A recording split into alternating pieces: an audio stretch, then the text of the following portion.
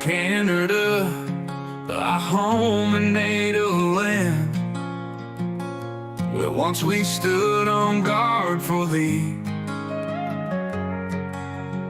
Now we're divided by a leader's hand. Justin Trudeau, what did we see? Oh Canada, we pray for Trudeau, for unity he seemed to lose. Through lockdowns and rights we felt the blow.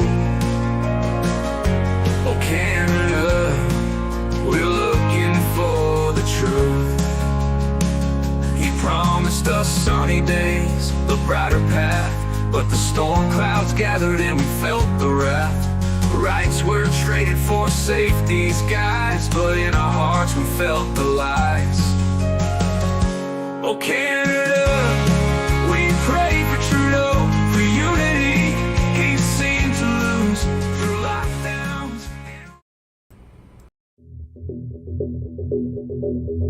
Greetings Mavericks and new viewers.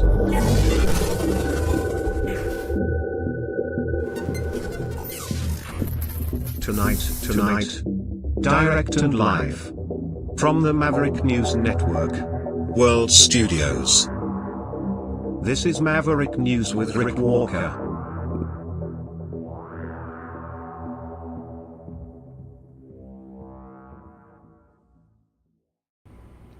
Hello everyone. I don't know where to begin tonight because there's so much going on. Trudeau on a campaign-style tour, hitting, Windsor yesterday, Woodbridge, Ontario today, talking about Donald Trump's threats of tariffs. Chrystia Freeland, yep, she's going to do it. She's going to run. She says so herself. And drone strike. Well, a drone crash in Romania, that's a NATO country, and it's a Russian drone. That's a big concern. We're also going to dig into this whole Russian shadow fleet issue, which is escalating, at least in terms of coverage. It's been in operation for quite a while, and now NATO is more focused on it, and we're hearing more about it as a result. And you'll hear more about it right here on the other side of this. You know, someone very profoundly once said many years ago that if fascism ever comes to America, it'll come in the name of liberalism.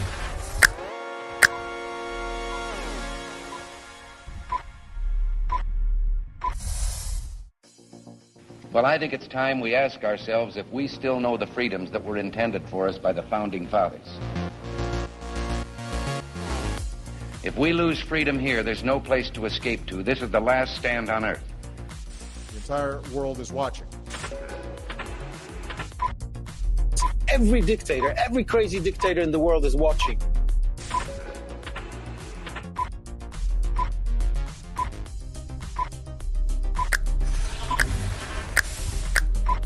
The world is watching. On TV. The entire world is watching. On social media. But the entire world is watching, and yes, they are seeing what we have apparently bravely been willing to say that others are thinking. Stand for freedom. Literally stand for freedom. Let's get this done. The entire world is watching. We're at war with the most dangerous enemy that has ever faced mankind in his long climb from the swamp to the stars. Maverick News. Maverick News. Maverick News. Let me have more control of my own destiny. The world is watching.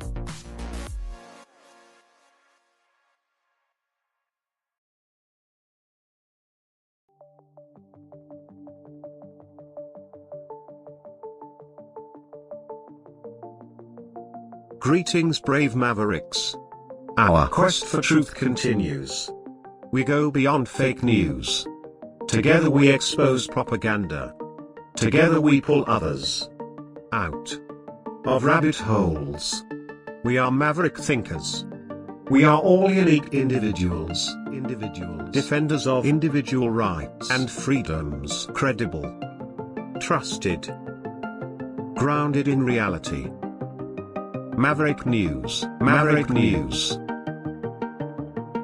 Defending free speech. Free speech. Donate at freedomreporters.com. Do it now. Tomorrow may be too late. Too late. Too late. Too late. Maverick News. The world is watching.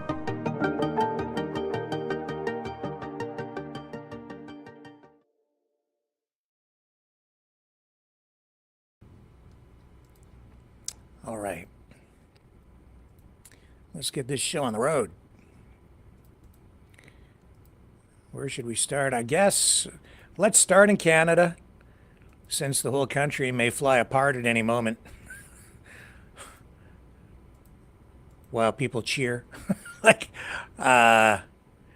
Because I'm beginning to come to the, I'm beginning to think that Trump derangement syndrome works both ways.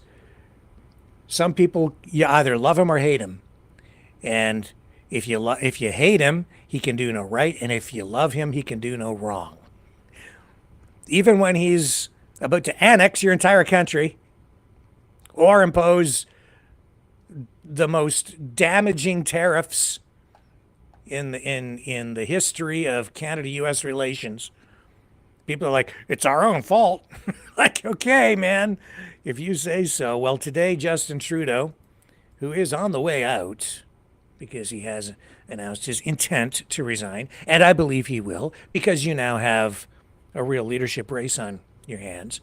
So yesterday, Trudeau was in Windsor at a factory, and he was talking, using the factory as a backdrop for his talk about tariffs. And today he's in Woodbridge, at a manufacturing plant there, and we've got a couple of clips of him. And this is really important stuff, because it really does come down to the possible extinction of Canada as a country if we go to war economically with the United States. No telling how damaging that might end up being, since probably about half of all of our entire economy relies on the U.S. Anyway, here's Trudeau today at this plant in Woodbridge. Your leadership as well, Mark and across the industry. It is amazing to be able to gather so many forward-thinking, passionate Canadians as you and the other folks that I got to sit down with. But really, I want to start with a huge thank you to all of you, because when I travel around the world talking about Canada's advantage, when I talk about why companies around the world should be coming to invest in Canada, yes, we talk about our great natural resources, we talk about our great livable cities and beautiful communities, we talk about our trade deals with the world, we talk about our innovation and our advances, but the single biggest advantage Canada has is Canadians themselves. All of you work incredibly hard. It's the best workers in the world. And that means that it is a huge advantage to have Canada and the United States and Mexico building things together to compete with the world, to succeed at a time where there are huge changes and huge pressures around the world. What we have been doing together in the auto sector for over 50 years has led the world in innovation, in competitiveness, in success, in ways that has not just benefited families in all three countries, but has built up an extraordinary industry that is leading the world in so many different ways. And that is the argument we're making right now. Even as there's lots of questions around tariffs or thickening borders, the fact is we are not just defending your jobs, we're not just defending Canadians and the Canadian economy, we are defending the most successful trade relationship that the world has ever seen. Americans and Canadians do well when we do things together, and that is what I'm focused on 1,000% right now. fighting for you, fighting for this great relationship. Merci beaucoup, mes amis. Thank you all so much for being here today. Thank you. Yay! Whatever. Oh man, that wasn't the end of it. He got into a more serious conversation with the executives at this company, along with other members of the Canadian Automotive Partnership Council. That's really what he was at this factory for. I think it's Martin Rea, which does business in Canada, the US, and Mexico.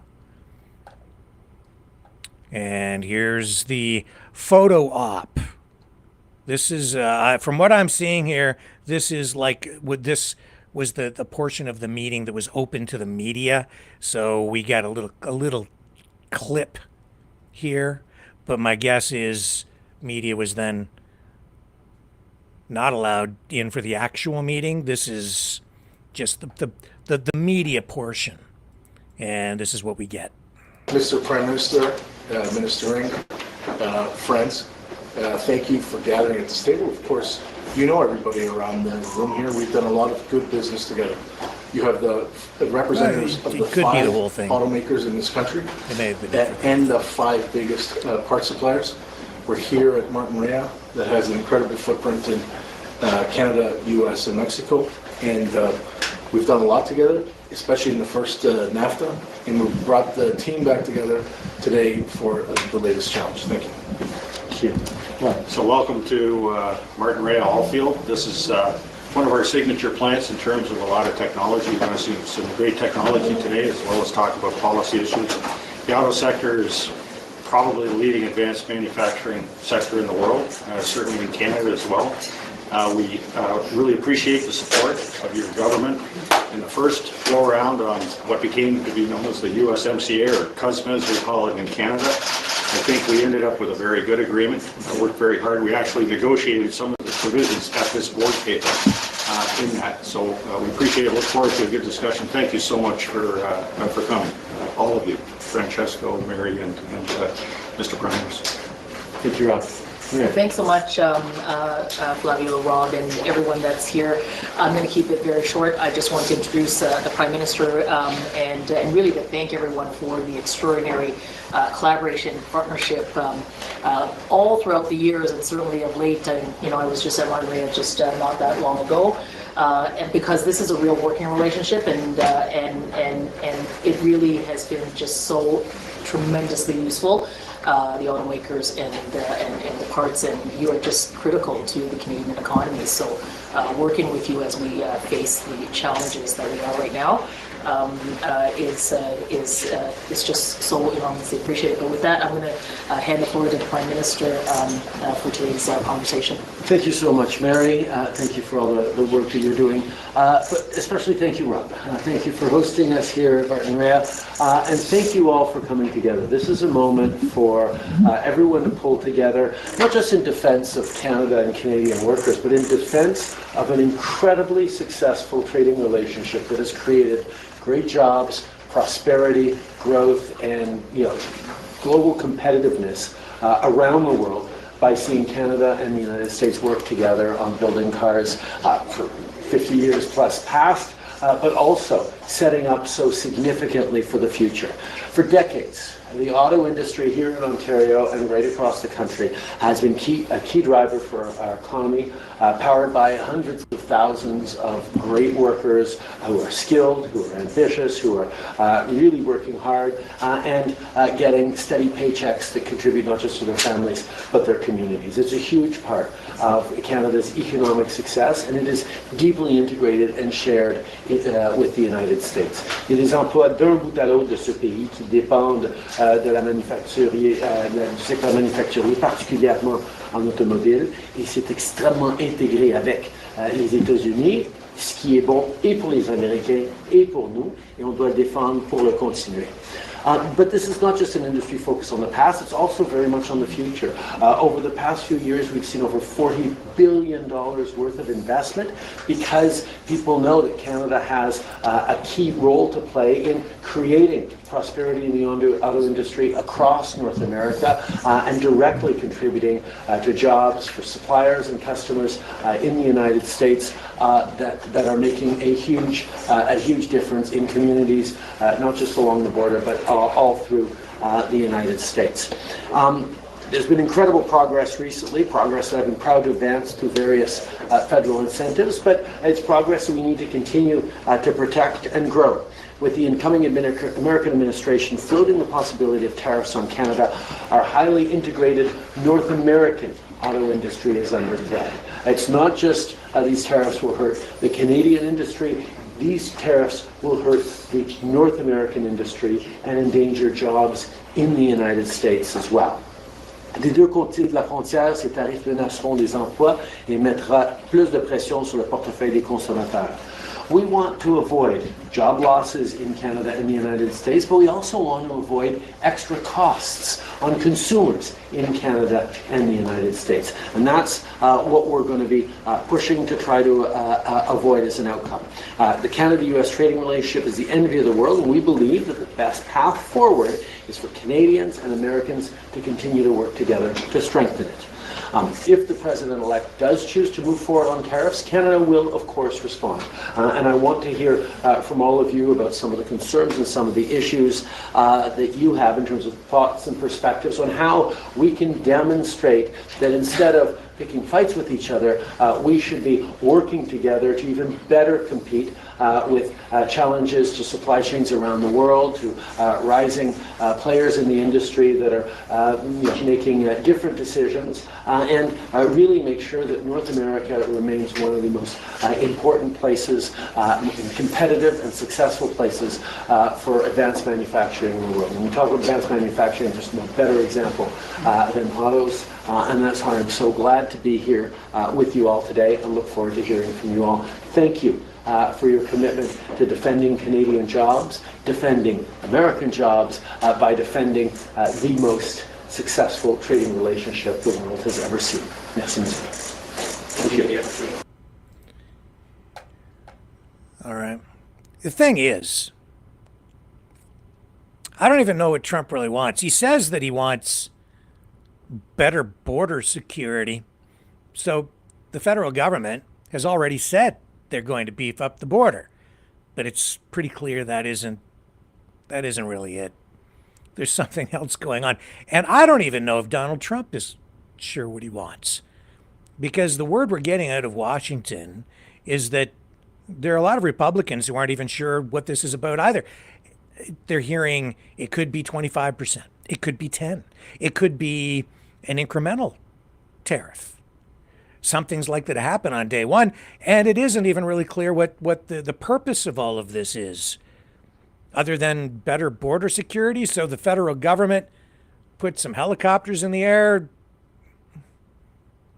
I think this is more about immigration, and I think it's also about Donald Trump throwing weight around. I think that ultimately that's what it comes down to, and it has something more to do with what he wants to happen. He wants something to happen in Canada, and it is tearing the country apart already. Canada is a pretty fragile nation state. It always has been, because we have Quebec, Francophone issue, language issues, culture issues. Even though Justin Trudeau said Canada is the world's first post-nation state, it doesn't really have its own cultural identity. Yes, it does. We're the craziest, nuttiest place on the planet. There's nothing like Canada. We're crazy. We've got everything here. But that is what makes the country really unique.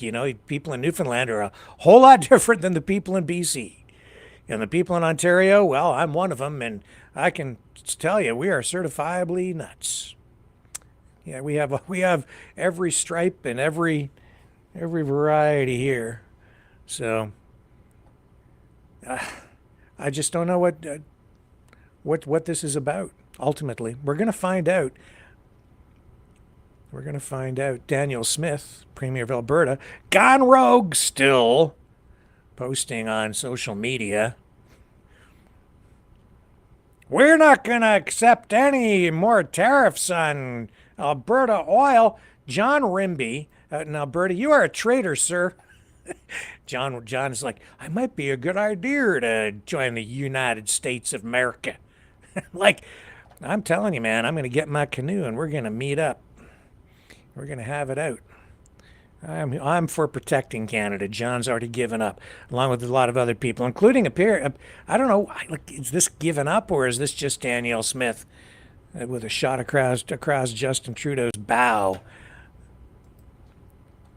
She says here today, here's what happened the last time a Trudeau slapped an export tax on Alberta energy.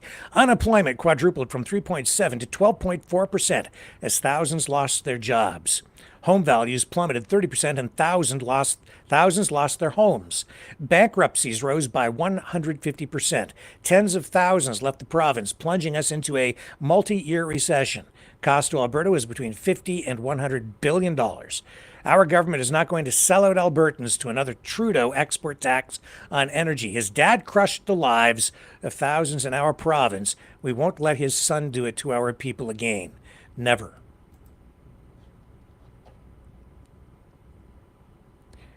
Well,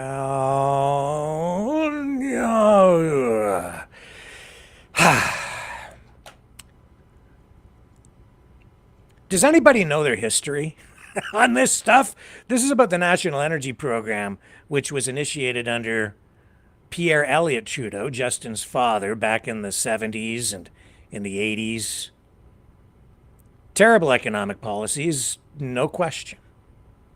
Here's the thing, though, and this is, what she's posting there is going to make people think that it's all Canada's fault, that it's Justin Trudeau, or it's Pierre Poilievre, or it's Doug Ford, or it's the federal government, or it's Canada imposing these tariffs on Alberta.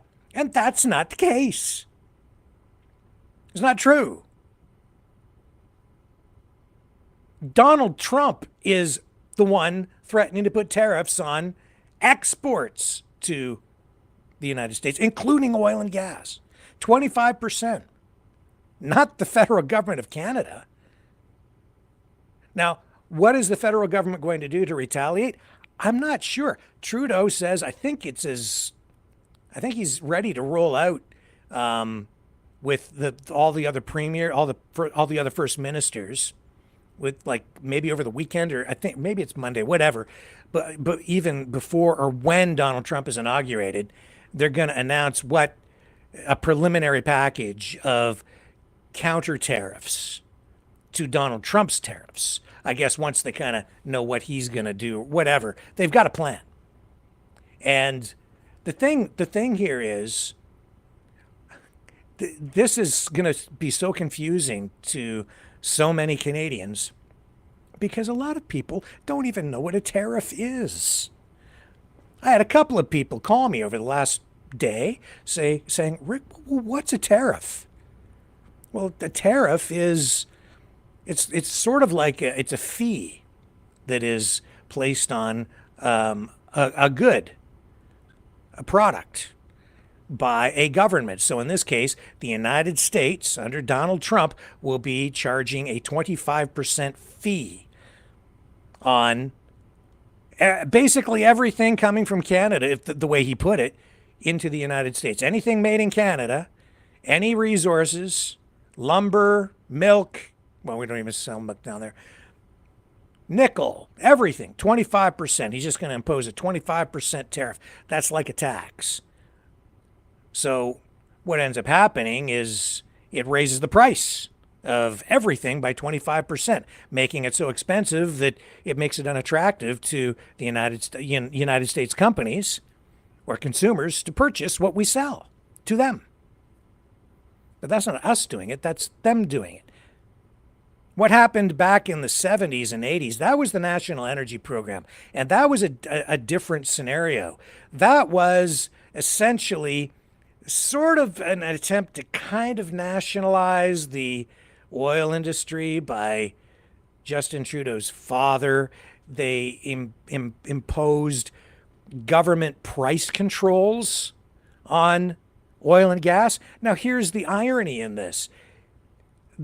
The price controls back in that time, as I recall, and I'm old, so I remember, the price controls were meant to keep prices lower, below the world market value for oil.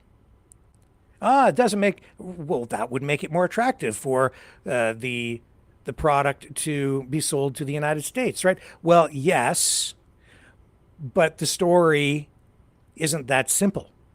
You see, because the government got involved in a very heavy way, they regulated the whole industry out there. They were Trudeau Sr. was all into wage and price controls because he created huge inflation and then imposed wage and price controls. That was a whole other thing, but he was definitely into price controls on oil. So the market value, the Alberta oil was being sold below market value. That was because the government wanted Canadians to have inexpensive energy coming from Alberta and wherever it might be produced, but Alberta primarily. And they then imposed a tax on exports of oil. But even with the tax, the price of Canadian oil was still below market value. Now, why did the other reason they wanted to do that, the reason they imposed the tax, was because they wanted to encourage refining of the product in Canada. They didn't want it just exported as a raw product. They were hoping that there would be refining and take place here, and that the raw material would then be used to create other products, whether it was gasoline or refined oil products or maybe even plastics or whatever.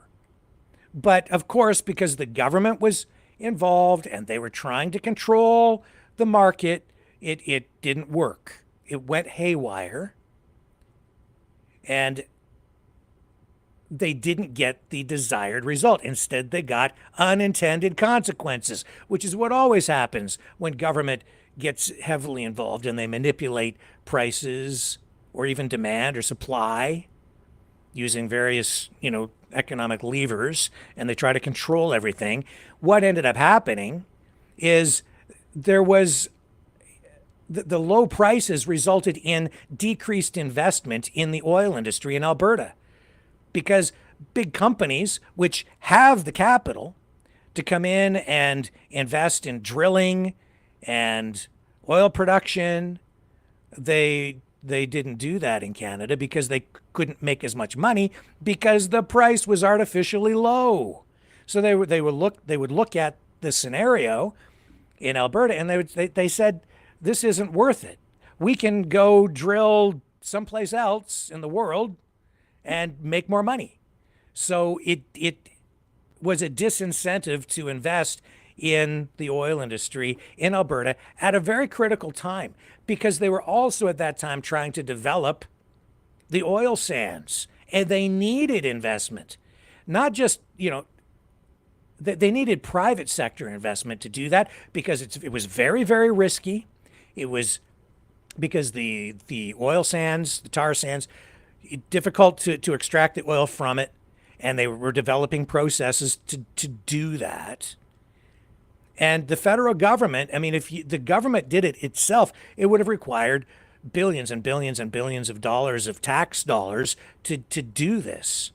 And it's much better to attract private investment, because then that fuels the economy, not on the backs of taxpayers, and it creates jobs and the economy expands. But they didn't get the investment because Trudeau was trying to control the entire market out there. They manipulated everything. They distorted the price mechanisms. and it didn't work. It crashed and burned. I remember they also they bought out Petrofina, and then that's where Petro-Canada came from. You know, they nationalized that oil company, Fina, and that became Petro-Canada. Anyway, that's another sidebar to the whole thing, but man, what a mess. What a mess that was. And so it is true that, you know, there was a tax, but ironically, the prices were low. Now, what's going on this time is you will get much higher prices. This will push the price of Canadian oil up to levels that will make it unattractive or maybe even not even affordable to the U.S. So that's not, if Danielle Smith is worried, she should be less worried about, honestly, the federal government and whoever is in charge, what the federal government might do, and worry more about what the Americans are going to do. That she didn't get an assurance that Trump isn't going to put a 25% tariff on oil and gas when she went down there to kiss his ring, nor did Kevin O'Leary. And we don't know what's going to happen. But whatever happens, make no mistake, this is not our fault. We didn't do anything bad. We didn't do anything wrong. All Alberta did was produce oil. Yeah, we've got problems in Canada with pipeline issues. We should have pipelines across the country within Canadian borders, east to west, supplying oil across the country and right out to each coast so that it can be shipped around the world. That was another big mistake that was made. No question about it. But you know what? You have all this internal trouble in Canada with the oil industry because of environmental groups, political action groups, all of, you know, and First Nations in some cases that have environmental concerns or concerns about their communities. Then you have the provinces themselves that have their own interests, and they position themselves and posture and whine and complain about the pipeline coming through their territory, and they want fees and blah, blah, blah, blah, blah. And everybody kind of loses sight of the national interest. And a lot of these environmental groups, in my view, are working against the national interest because a lot of them receive funding from foreign governments and foreign entities, some of which don't want Canadian oil pumped out of the ground because those countries and entities are oil producers themselves. So it serves them well to keep our oil in the ground. What do you think a lot of the environmental movement is about? That, honestly, is what it's about. A lot of it. Not to say that there aren't real environmental concerns, like protecting a fish sometimes, or a endangered species of turtle or tadpole or whatever. And we should address those things, I suppose, but we need to keep things in perspective. And, you know, the Canadian politicians, up against a heck of a lot sometimes, opted to let those pipelines go down into the United States and cross over back into southern Ontario to supply Ontario, Quebec, you know, the East. So, what a mess. And maybe now that this is a wake-up call, so in a way, Trump is doing Canada maybe a long-term favor because now we'll probably put pipelines in east to west as a result of this. It'll be a priority for the next government, I expect.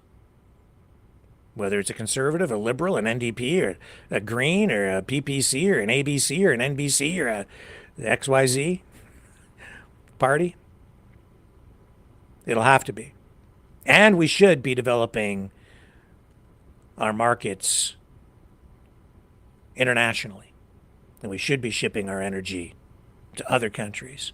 And in the meantime, we should be loading that product onto rail cars and shipping it. Get more rail cars.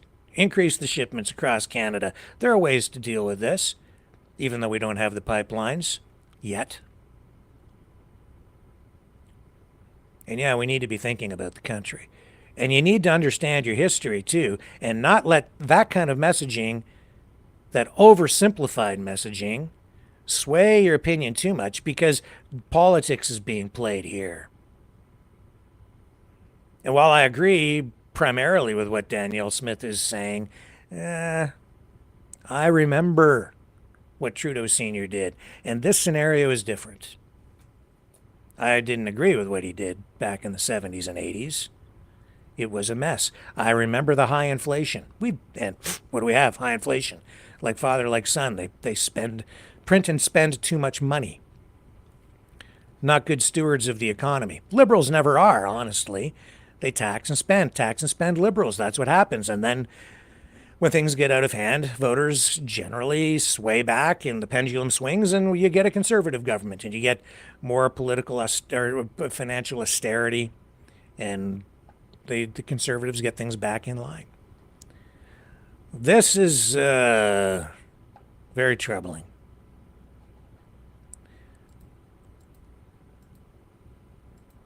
And John, you're a traitor. Love you still, though. I love you. Not John in Toronto. Well, I don't know if that's another story. John out in Alberta. Traitor. We were on the phone earlier today talking about this. And of course, this is the key issue right now, right? As Justin Trudeau steps aside, or prepares to, and the Liberals amp up, gear up for their leadership convention. Well, Chrystia Freeland, former finance minister and former deputy prime minister, I guess she felt compelled to let the cat out of the bag today, even though it was already out, and say that she is going to run, probably because Mark Carney beat her to the punch and got a lot of free publicity as a result. Made a splash on the Jon Stewart late night talk show. And here's what Freeland posted today. Pretty darn straightforward.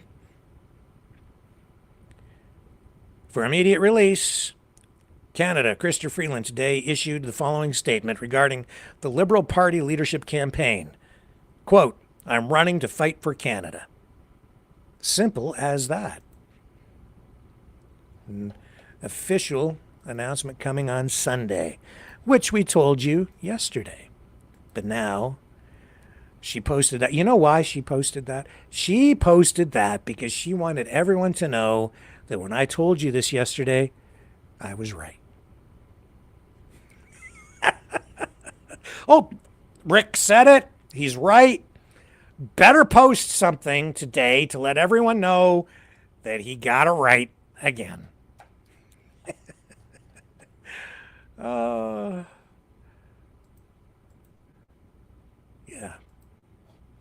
Okay, let's take a break. I'll be right back.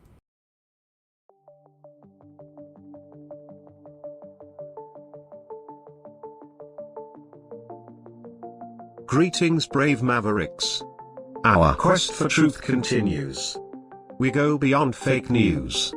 Together we expose propaganda. Together we pull others out of rabbit holes. We are maverick thinkers.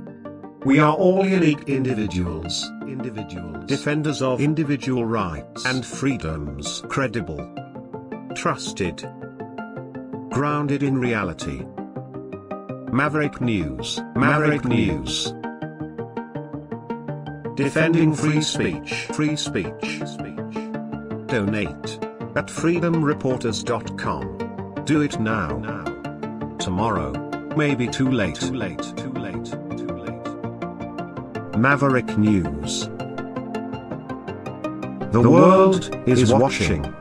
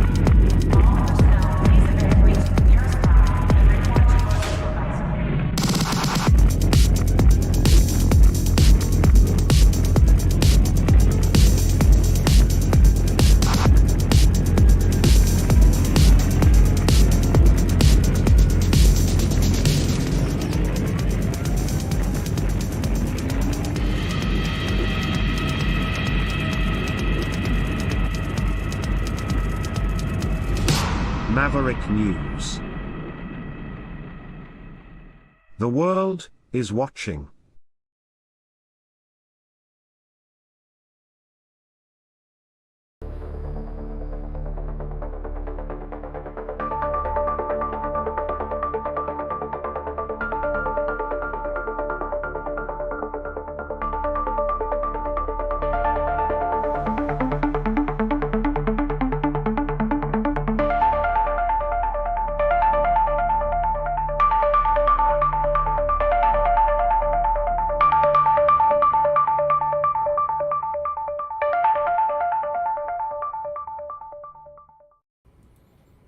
Okay, we're not quite done with this story.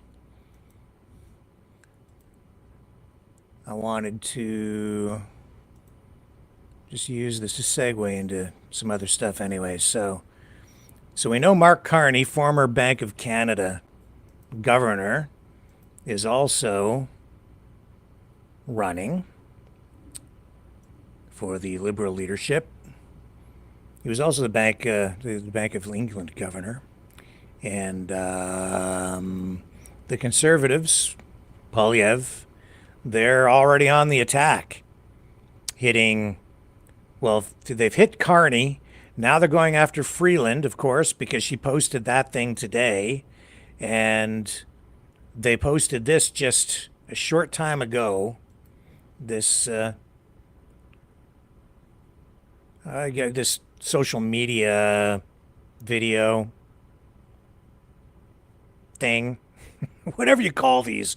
It's not really, it's kind of an ad, but it's not really a hit piece. It's just a counter campaign that they've launched, trying to portray Freeland and Carney as the same as Trudeau. Chrystia has been by my side for close to 10 years now. She has been an incredible political partner through just about everything we have done as a government and as a party over the past decade. The Prime Minister has my full support. The Prime Minister has my full support. All of us here have tremendous confidence in the Prime Minister. We have confidence in him as the leader of our government, as the Prime Minister of Canada, and we have confidence in him as our party's leader, as the guy who is going to lead us into the next election. In regards to Chrystia, she has been a close friend and ally and partner in doing really big things for Canada and will continue to be. I have full confidence in her abilities and on the work we're going to be doing together. Chrystia. So, you know what Chrystia Freeland's all about, because she has been at his side all this time, and she was the finance minister. Although Carney and Trudeau, I think they kind of tried to throw her under the bus and blame the current deficit on her, 60 billion plus, and that's when she quit. So all is not well in the House of Liberals. Now, are they all the same, though? Are they the same? Maybe, but the language seems to be shifting. Let me see if I can find this clip of Carney. Here we go. Listen. This is from his announcement the other day, where he announced he's going to be running for the leadership as well. But listen to what he's saying. He's actually critical in this of far left economic policy. Just as Pierre Poilievre's soundbites won't deliver for Canadians, we can't achieve our full potential with the ideas of the far left. They too often see government as the solution to every problem, with a reflex to spend and subsidize that just treats the symptoms of the problems, but doesn't cure the disease. We can't redistribute what we don't have.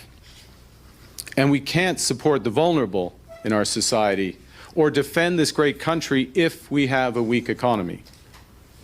And I'm here to build the strongest economy for all Canadians.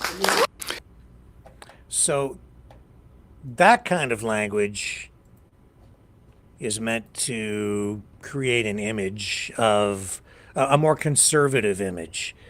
You'll have to decide for yourself, I guess, ultimately, and dig into his past and research it to see, what his track record has been like as a, head banker, central bank governor, what kind of policies he has endorsed. I know that he has come out in favor of, carbon taxes and, a lot of other, I would say, socially liberal economic policies along those lines. But I don't know that he's that far removed from other governments, even around the world, in that regard, Western governments. He does strike me as being more of a blue liberal, blue in the conservative sense, but still on the progressive side. The question is, would he enact, more free market policies? I'm not so sure. We'll have to look and watch him pretty closely. I'm skeptical of what he really is heading into all of this. And we should be, especially after what we've been through. We can ill afford to elect someone who gets it wrong this time. I think also, just all these heavy-handed government policies when it comes to the economy, the massive investments, billions of dollars pumped into the electrification of the auto industry, building battery plants with taxpayer money, letting them be run by big corporations, basically giving big companies handouts like that. I think a lot of this stuff is just a gigantic mistake. And because it hasn't worked so far, and we're going to be left holding the bag, be left facing a huge bill at the end of it all if it doesn't produce. And right now it's not. So it's all about oil at the end of the day, it seems. And it's all about, still in the minds of people, Justin Trudeau. I guess there was a protest.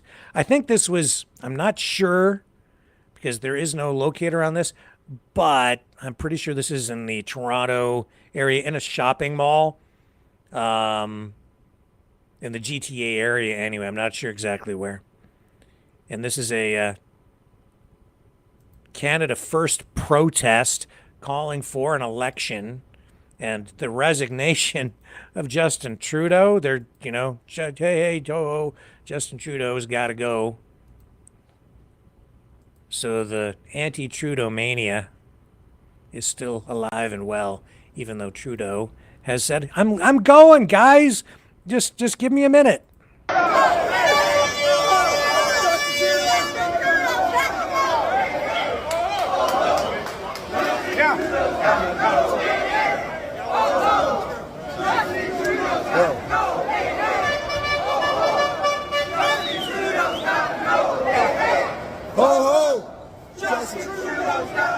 Let's go!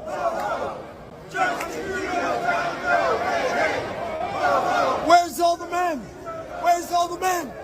Let's go! Where's all the men? Where's all the men?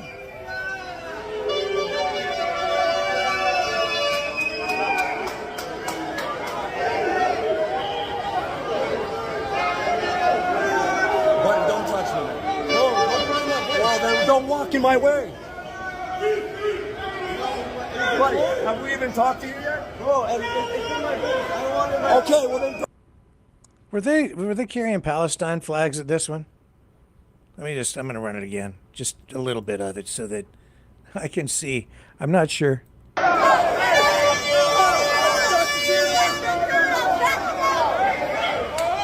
What was that? What's that? Is that a Mexican flag? What is that flag? I'm not sure what that is because I can't see I can only see the colors. I don't think that's a Palestinian flag, is it? What is that one? I don't know what that is. Anybody know what flag that is? Doesn't really matter, I guess. A lot of Canadian flags. That wasn't a Canadian flag, that one. I think all the rest are Canadian flags.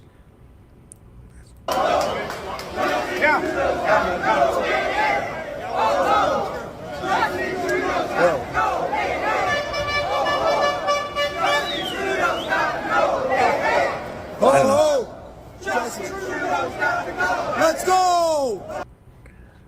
It's a shopping mall. You know shopping malls are private property, right? So you could get trespassed real easy for doing that. But whatever. I don't know why you have to do it in a shopping mall. The street's not good enough. It's cold outside, I guess. There's a big Arctic blast coming, too, across much of Canada and the U.S.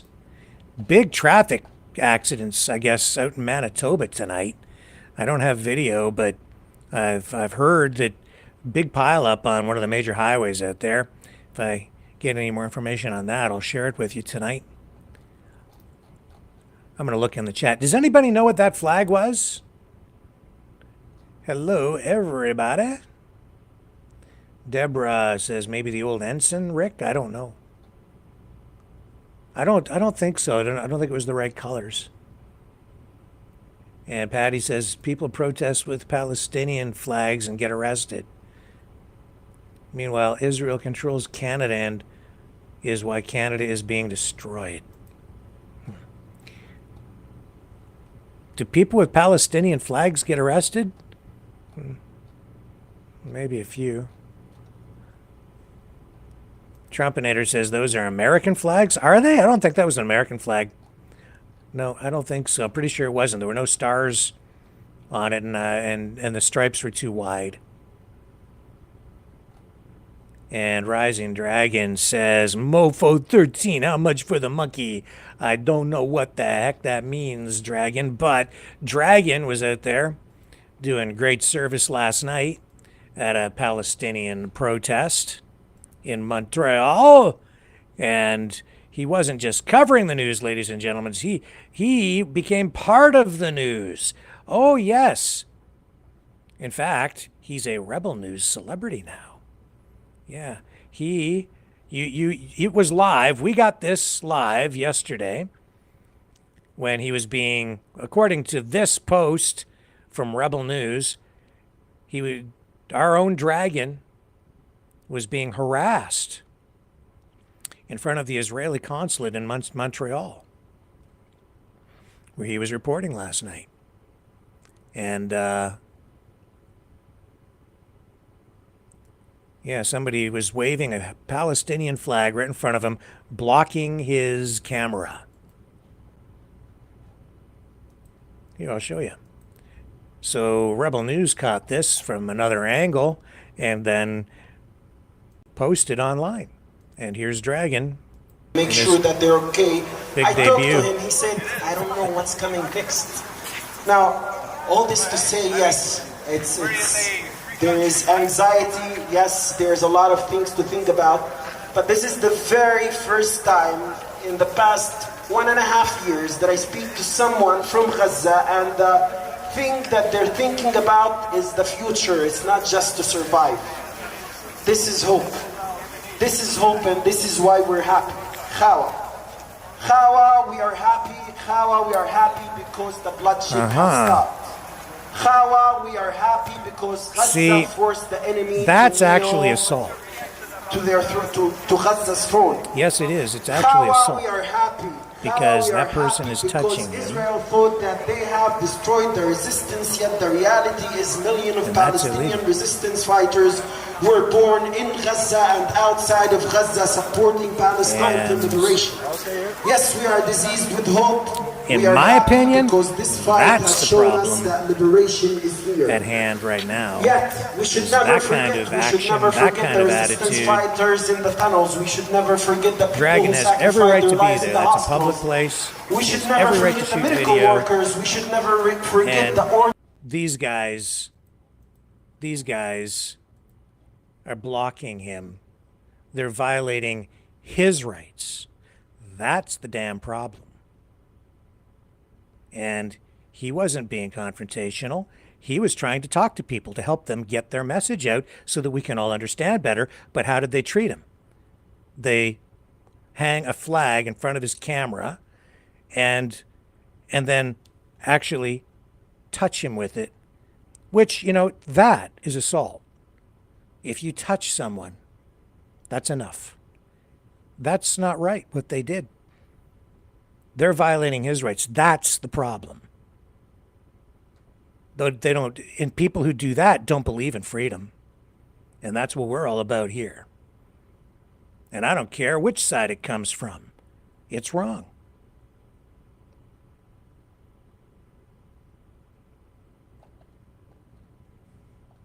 So you can blame everything on the Jews if you want, but it's not true. That's the problem. And that's not to say that the Palestinian people are the problem. That person is the problem. That person may not even be Palestinian because they're all wearing masks. And there's a reason they wear the masks, and sometimes it isn't for reasons of faith or religion. Sometimes it's because they just don't want you to see their face. So they can do things like that and get away with it. No, I'm not on board with that.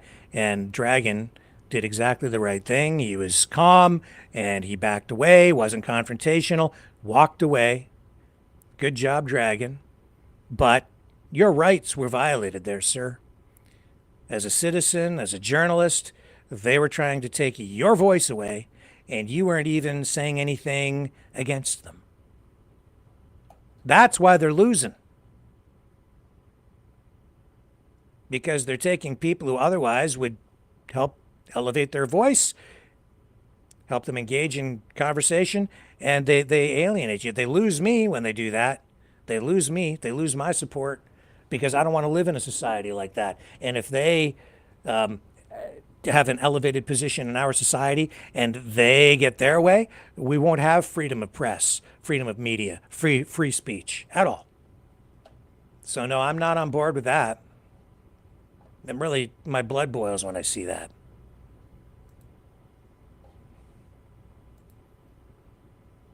It's wrong.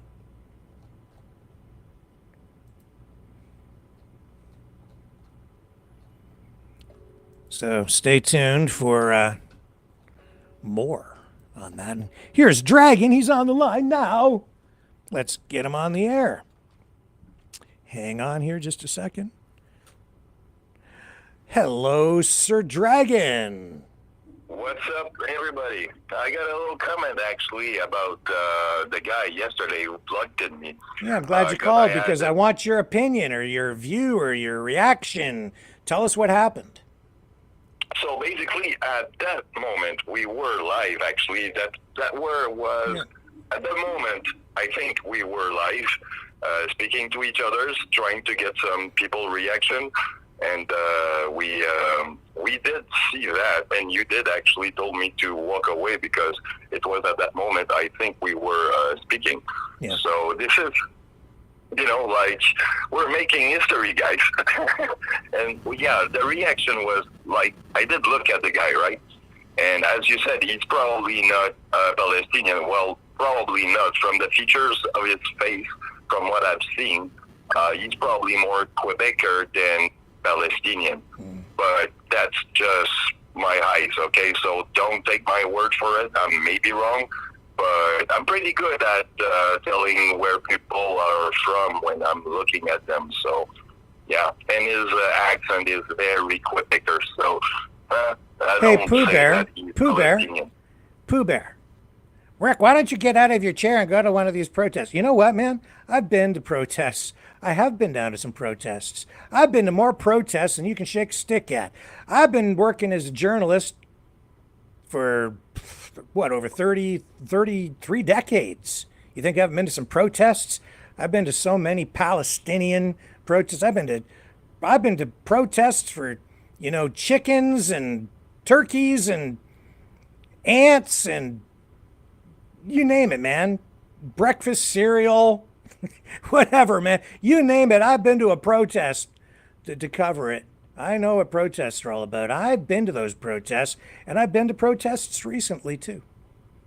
Yeah, I've checked some seen stuff a few, and there's nothing like the pro-Palestinian protest in terms of disruption or in terms of illegal act. For example, yesterday there's some post. I think I've sent you that link too.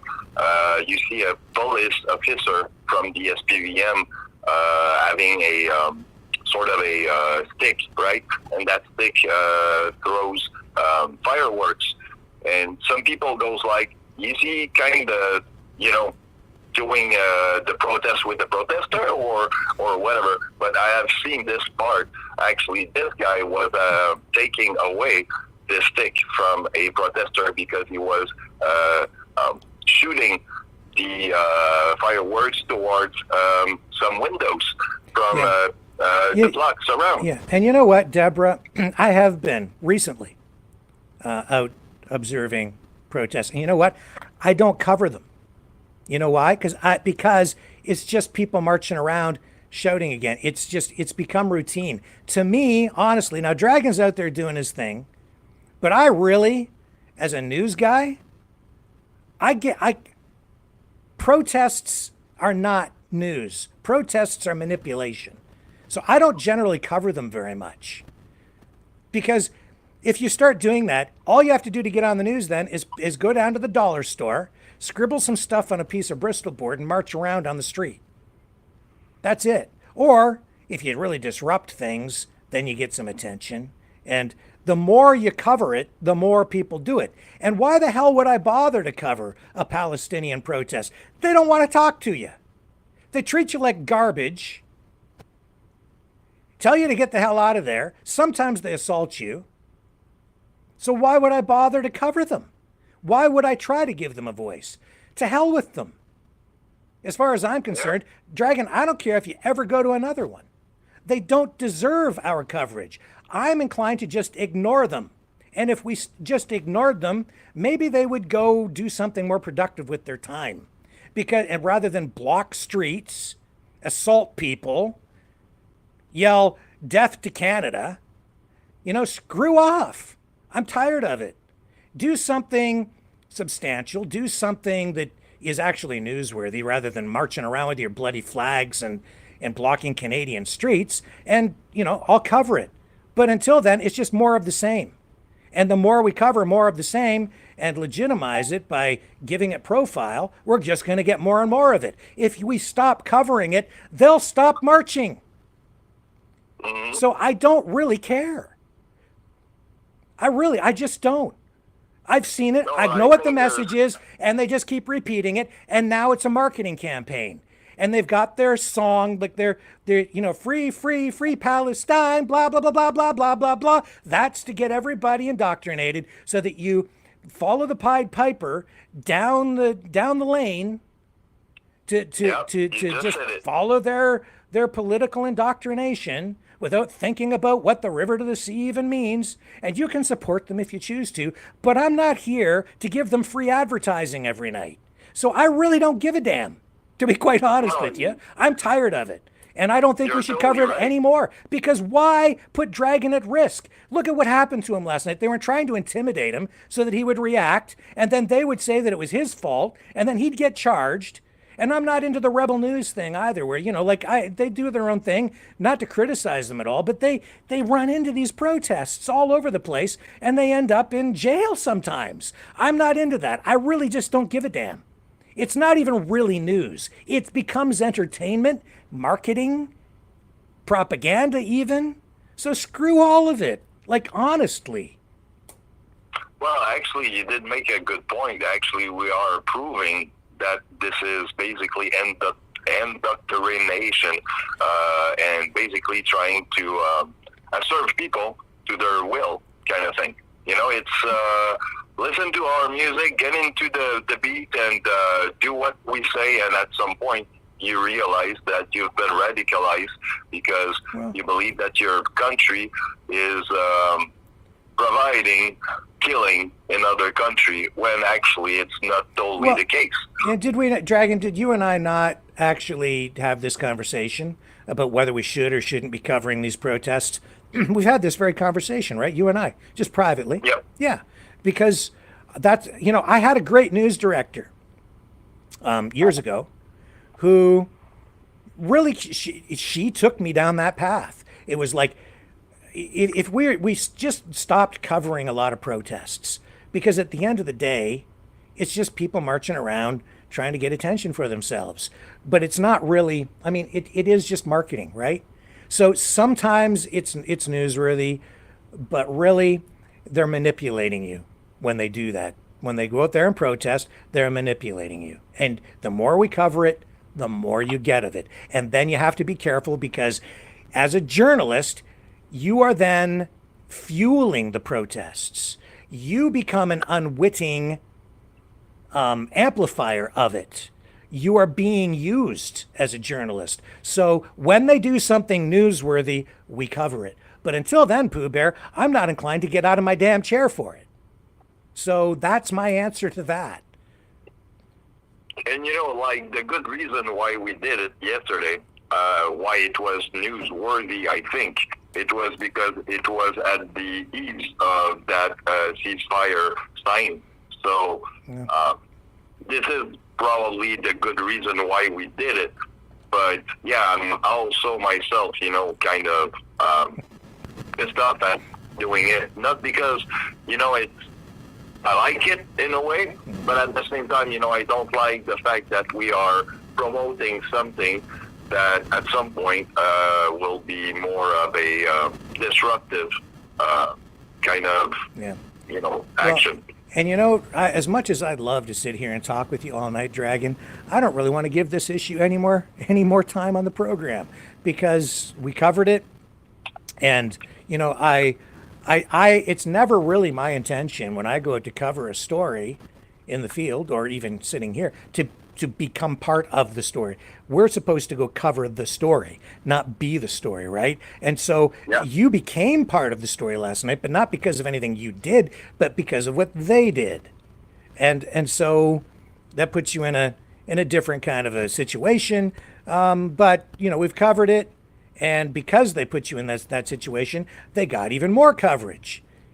Mm-hmm. So it's like, basically, it's a evolving wheel kind of thing. Yeah, it becomes a sort of evolving wheel. And it's not about this applies for me to all protests for everything. It doesn't matter what the issue is. If it's really newsworthy, if it's unusual, if it's a unique thing, maybe we'll give it some time. But like when they become a regular event, like, okay, we're gonna go protest again at 4:00 because it's our time. Like we keep showing up. No, it's enough. This is enough. It's enough. So with that, sir, a final thought, and then we'll wrap up. Go ahead. Well, I just hope that you guys have seen for your eyes what they can do and how much we can probably do ourselves to, stay safe and keep doing our job as journalists. So, you know what to do. Yeah. Keep just moving on and watching us. And we will try to cover real news here and not fall prey to the manipulation of people who just want free advertising on the program. Thank you, Dragon. And you know what? Yeah. Come in Montreal with a trucker protest. I will be there. There you go. Yeah, I mean, that week Freedom Convoy, that was an unusual event, to be sure, and it deserved all the coverage we gave that. Anyway, sir, you have a great night, and we will catch you on the flip side. Love you all. Take care. Okay, see ya. And he did great, because he didn't get upset when they were waving the flag in his face. I hate that crap. I just hate that. I hate it. Blech. All right, I'm going to take another break, and we'll come back, and we've got other stuff to talk about. So don't go away.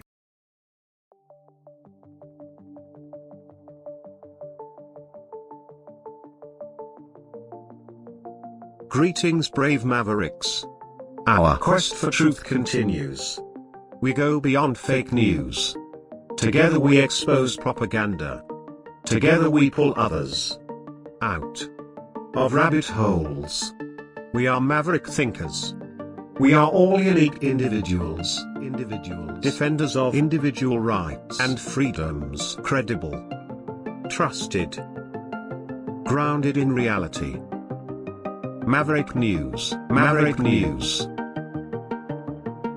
Defending free speech, free speech. Donate at freedomreporters.com. Do it now. Tomorrow may be too late. Maverick News. The world is watching.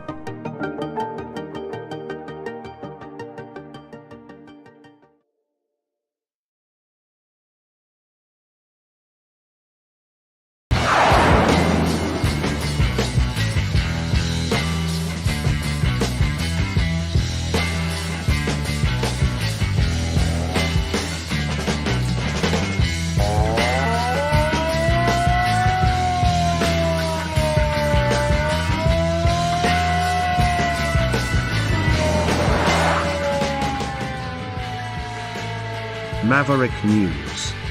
Fighting for freedom. So, I guess you guys want t-shirts or something? What is this talk about t-shirts? Explain to me in the chat.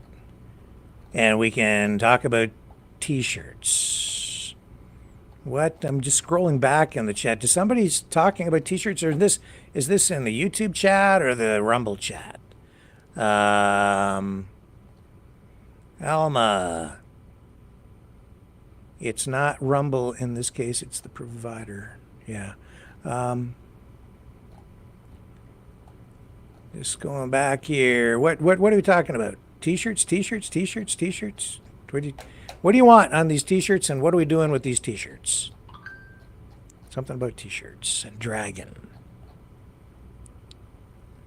Jesus.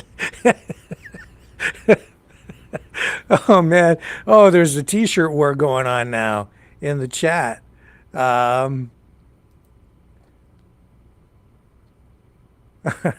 There's an Israel and a Palestine t-shirt war going on. I think somebody wants a pro-Israel t-shirt, and Patty wants an Israel sucks t-shirt. Jesus. And Patty wants a Make Canada America Again t-shirt. Make Canada America Again? All right. I don't... I stand with Alberta, stand with Danielle Smith for Primo Minister.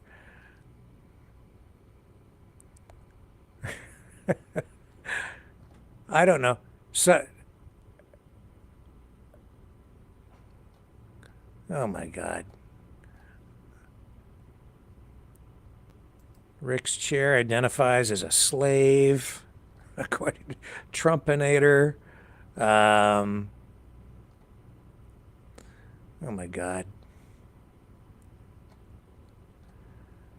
I don't know. What, like, you want t-shirts. I think someone said they wanted an I don't give a damn t-shirt because I said that. Hamas is not a threat to Canada or America?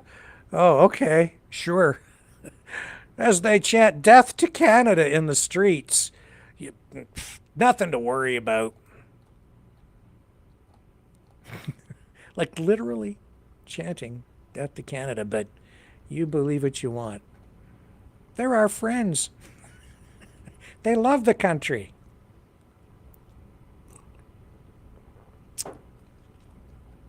Yeah, there you go. That's exactly right. They protest, but yet they have refused to release the hostages. Yeah, like, yeah, they want peace. Yeah, sure they do. And last night, Dragon, what was the question that he asked the people? Do you think the ceasefire will hold? Will it work? And they're all like, no, nope, not going to work. I shouldn't be laughing. This is terrible, this whole thing. Days away, and it seems like it's already falling apart. Israel has ramped up attacks, and then I'm watching all these pro-Palestinian streamers, and they're already, some of them, blaming Israel for the deal falling apart, and it hasn't even fallen apart yet. Because they're so eager to blame Israel for it falling apart. That's the pro-Palestinian side. I didn't get a chance to really watch the Israeli stuff overnight. I'm gonna have to do that tonight and see if they're also blaming the Palestinian side, Hamas, for making the deal fall apart when it hasn't even fallen apart yet. They probably are. So good luck keeping your deal together, both sides. Good luck. It's not gonna work. It's just ridiculously bad. The whole bloody thing. Rick sitting in his chair t-shirt. Okay. Yeah. PS t-shirt for Dragon. Oh, okay, like, I can, yeah. I'm not sure exactly what you guys want. Anyway, you figure it out, and you can email me or message me. Tell me what you want these t-shirts to be or whatever, and I'll get them made if you guys buy them. I still have the other one, a whole bunch of t-shirts that we need to sell, various sizes. I have some of the Trump got shot in the ear t-shirt. Oh, I shouldn't be laughing. It's not even funny. It's terrible. In fact, everybody's, should be worried about security heading into the inauguration. Alex Jones is using it for clickbait, and because he's going on about a potential terrorist attack on his channel, but he's not alone. He's not alone. He has mainstream media chiming in on this stuff too. Let me see if I can find you what I'm talking about. Here it is here. I don't know if you guys watch Mr. Jones, but it's a 360 win. Yeah, he's saying, yeah, and they are. Of course they're searching. It's searching the Capitol, sniffing out potential nuclear weapons or bombs. They're combing the whole area. They better, because that's the prime target. The inauguration of the President of the United States. Yeah, prime terrorism target. I'm sure Hamas isn't paying any attention, though, because they're our friends. But here's Alex Jones making hay with it. Got it. From only 150 feet in the air, pilots dodge buildings. It's already left side. Got it. Flying in a grid over the National Mall to scan for radiological or nuclear irregularities, threats like dirty bombs. No, it's too obvious if the globalists hit Trump in D.C. They're going to hit him once he's in, or before he gets inaugurated. The next 2.5 days is so critical. What a danger zone. But at that event, a lot of factors go into it. I don't think there's going to be a tactical nuke or something go off. But I'm the one months before Trump won and said he would win in a landslide, but it would be a smaller landslide because there was so much fraud. He had to have a huge landslide to overpower it. That exactly happened. And I saw the pre-programming that Iran could be smuggling nukes in, and they could nuke D.C. with a small nuke. They'll kill a bunch of their own people. They're just puppets. But they would take out the Trump leadership and some of the best people we've got. They've said they're going to have uprisings once Trump's in because, quote, he's going to attack and kill the... Okay.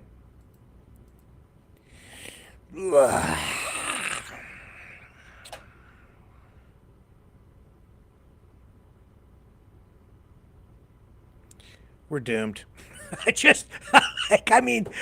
We're doomed. Not just because of what he's saying, but because of him. I mean, even if there's no attack, right? Like, if there are no nukes in DC, if there's no assassination attempt, if everything goes off peacefully, perfectly, without a hitch, we're still doomed. You know why?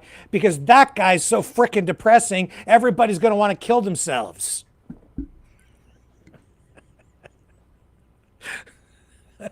It's like, he's like Dr. Doom, man. It's like, they're all Dr. Doom. I'm trying to get off that train, the Dr. Doom train. No, I'm just tired of all that. Of course, what did you expect? They're not in the helicopter looking for the weapons because they're there. They're up there looking for potential terrorist threats because they need to do that to make sure that the venue is safe. And I hope that it is. And it's always a threat. The United States, the President of the United States is always in a state of danger. There are a lot of people all over the world that absolutely want to kill him. So it doesn't take a genius to make some sort of prediction like, the authorities are going to be searching for potential for any bombs that might be in the area. Yeah, you better. Of course they're going to. Of course, it's a matter of routine, actually. But we're doomed. Absolutely freaking doomed. And every time there's and this begs the question, why aren't people demanding that Trump release all the JFK files on day one, since he's doing everything on day one anyway? And didn't he promise to release all the files? I want them on day one. I want them on day one with everything else. Then he can go golfing. But let's get all those JFK assassination files out in the open. Of course, what do we need those for? Alex Jones just did a thing, I think it was yesterday, and he said he's got a recording and he's got all the truth. He's got the stories. He's got the whole JFK thing solved. And if you go and watch that, like, pretty obvious, yeah, we're doomed. Jeez. And we're doomed because of what happened out in California. And here's a realtor to the stars. What's this guy's name? Josh Altman. And he says that some people might not even move back into the burned out areas of LA. Here's his clip. They want to move back to the Palisades. Are they considering moving elsewhere? Do they? Yeah, so that's a great question. Look, this is hard to say. I strongly believe that 50% of the people who lived in the Palisades are not going to be moving back to the Palisades. Why? Yeah, and honestly, that number wasn't as big last week in my mind, but after the phone calls that I've been getting, people who are moving to Brentwood, Santa Monica, Bel Air, Beverly Hills, those are going to be the markets that are going to go up because people want to be as close to normalcy as possible. Yeah. And those are those towns right around the Palisades. Yeah. Those are going to go up, that market. That's where they're going to move. It's going to be too long. You got to realize Palisades is the all-American town, right? Yeah. The families are running around. It's like what you picture towns in movies that we used to watch. Yeah. These kids that are 5 years old right now that live in the Palisades and go to school, there's a chance that if things don't move fast, it could be 4 to 5 years before they're back there. These kids are now 10. They're going to different schools, right, different lives now, so it's tough because picture you living on a street, you're the first house finished, and every other house on the street is in construction. Yeah. Think about that. You don't want to do that. You want to wake up every single morning and be reminded of that? Right, it's traumatic. I'm negotiating almost a dozen deals right now on land in the Palisades, much faster than I ever thought I would be doing. People are already trying to sell their dirt, knowing that they're not going to go back there, to home builders that will then build their house and either keep it or sell it. So because obviously some people with the Woolsey fire, this could be their second time rebuilding with Malibu and stuff like that. It's just hard. Who's going to move to the Palisades, or are we going to see that city kind of The calls end? that I've got have been across the board of I'm 70 years old. I just evacuated for my last time. I'm out. I'm never going Where back. are they going? Okay, that was the Palisades. So they're either going locally, or because of, they're fed up with the regulations and government, they're out. California. California, and if they're not and they're out of LA, they're going down to Newport Beach. Oh, yeah, interesting. I'm getting a huge amount of calls from people who want to move down to Orange County. Really? Yeah. Majority of the people, unfortunately, because I've been on the phone with my insurance agent for hours every day. Yeah. Majority of the people were heavily uninsured. And that's an issue. And that's why they're not going to go back to the Palisades. Yeah. Because in order to recreate the house that they lived in, their dream house, yeah, they're not going to be able to afford it. And that's just a horrible thing. That's terrible.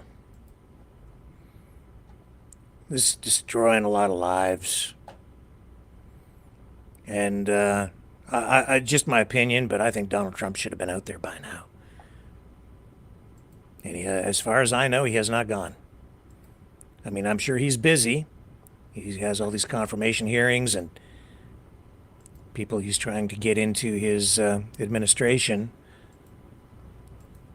And I get it, and the inauguration is just around the corner, but I think he should be out there. Now, that being said,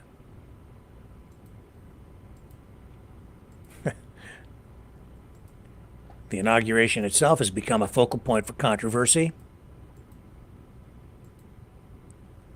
Some people criticizing Michelle Obama for not, saying she's not going to go to the inauguration.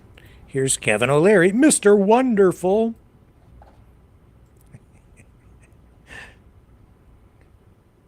Yeah, here he is on Michelle Obama. She's a really nice woman. And Obama, nice guy. However, this is different. This is about signaling the office of the President of the United States, regardless of who's in it.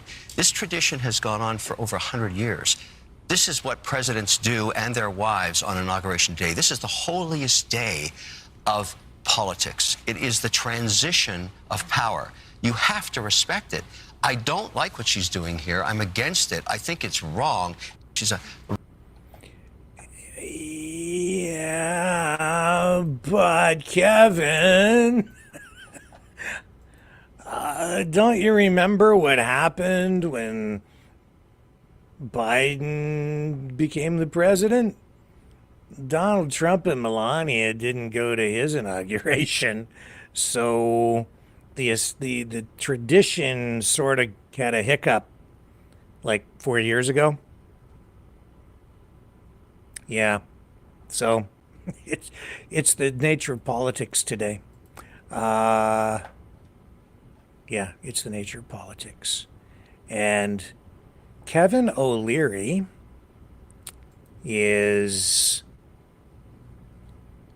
So you know what? I know why he says nice things about Obama there and Michelle Obama. Michelle Obama. Because he wants to buy TikTok, and he needs to please both the Republicans and Democrats and the Trump MAGA side and the outgoing Biden administration side, as he offers up, I think it's $20 billion to buy TikTok. Yeah. And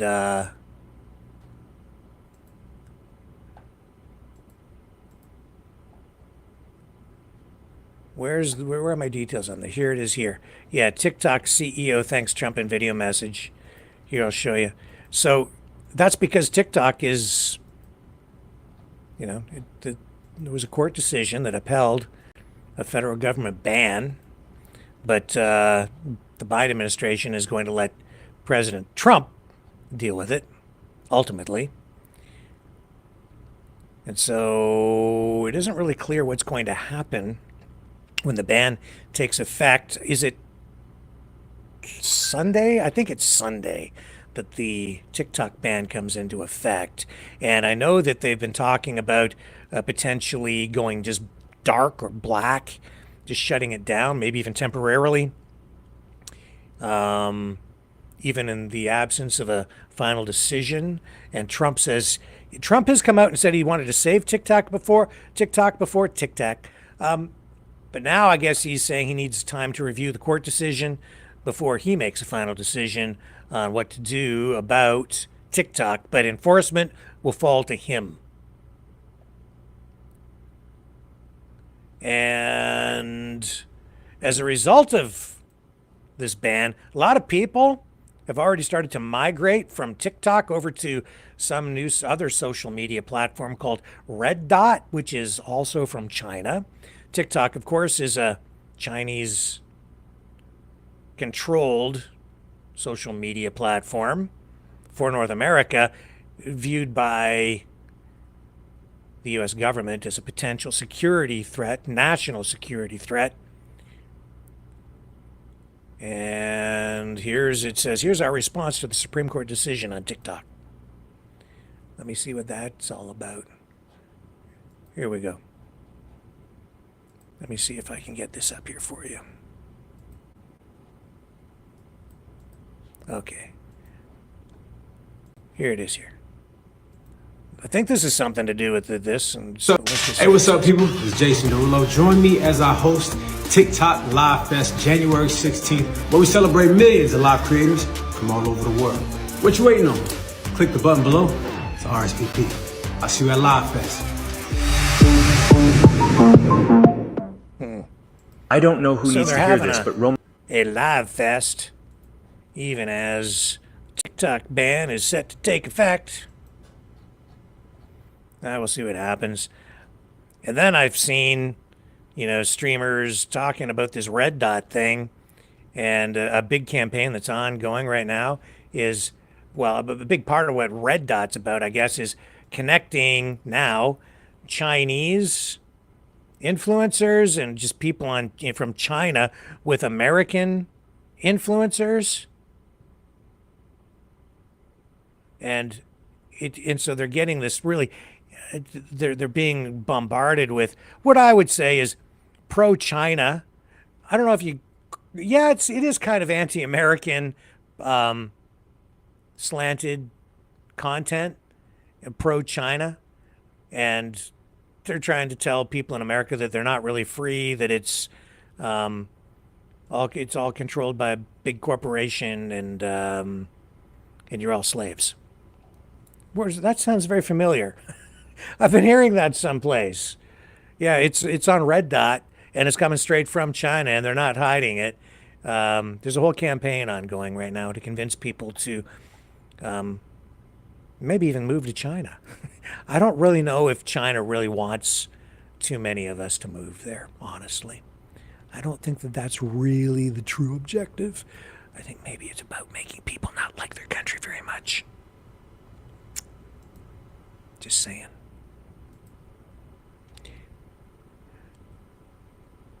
Yeah, what else do we have for you tonight? Kevin O'Leary, the TikTok thing. We have to pivot back to oil because this whole thing started with Alberta oil. And, what we've been seeing in the Ukraine war is an escalation in attacks by Ukraine against Russian energy infrastructure, especially oil production. We've seen them shut down the pipelines at the end of that, the Russian to Europe contracts. Those pipelines flow right through Ukraine. They've not been renewed. Pipelines shut down. It looks like the United States is now going to employ escalated economic warfare against Russia, even as Trump comes into office. And I would suggest to you that this strategy, this revised strategy, is really the result of Trump coming into office. And it's also, just within the last few days, we're seeing this elevated response and strategy from NATO to deal with this Russian shadow fleet, which has been in operation for, ever since the sanctions were put into place by the United States and NATO countries at the beginning of the Ukraine war. But, they haven't been entirely effective. And it isn't just because the Russian economy is so resilient. It's because Russia has been finding ways to do an end run around the sanctions the entire time. So and one of the ways they've been doing this is by using what is referred to, or is what's being called, a shadow fleet. The fleet often referred to as a shadow or fleet, or using dark vessels, has been Russia's strategic response to Western sanctions imposed due to the ongoing conflict in Ukraine, comprising hundreds of aging, sometimes Soviet-era tankers. These ships help Russia bypass international sanctions by transporting oil under the radar, literally and figuratively. They often operate with their transponders turned off, under flags of convenience, and without proper insurance, making them hard to track and regulate. The significance of this ghost fleet cannot be overstated. It allows Russia to continue selling oil, particularly to countries like China and India, thus sustaining its war chest while undermining the global price cap set by the G7 nations.